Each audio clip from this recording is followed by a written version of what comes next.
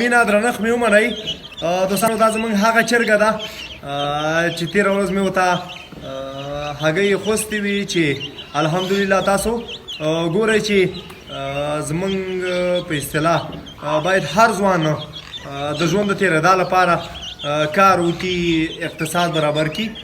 تاسو دا چرګه ګورئ چې موږ کله چې په اصطلاح چرګان چې دی دا چرګوړي چې واړی او کله دا نه راځي نو موږ بیا ورته تیت تیت کوو تیت تیت موږ دې ته وایو چې دغه چرګوړي چې دی راشي.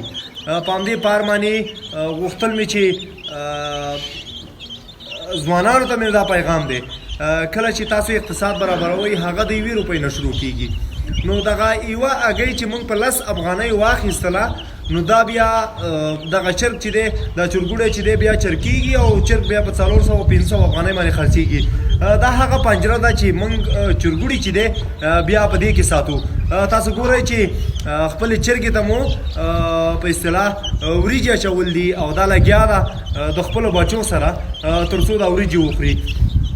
نو دوستانو تاسو مې پیغام هم دا دی چې یو ورکوټ اقتصاد ولرئ یو مېنروي اقتصاد ولرئ پرمختګ همداسې رامنځته کېږي. که موږ او تاسو په 10 روپۍ باندې هګۍ واخلو هغه چرګې ته کېدو هغه بیا په اصطلاح 400-500 ته جوړېږي همداسې اقتصاد پرمختګ کوي.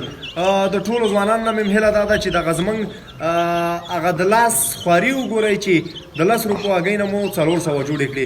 انشاءالله په راتلونکي کې به نور هم پرمختګ کوو. دا هغه کاری ده چې په دې کې د شپې لخوا نه چرګان بندو تر څو دغه چرګوړي چې دی په اصطلاح پیشو یې ونه خوري بل شی یې ونه خوري. تل دې وي افغانستان ژوندی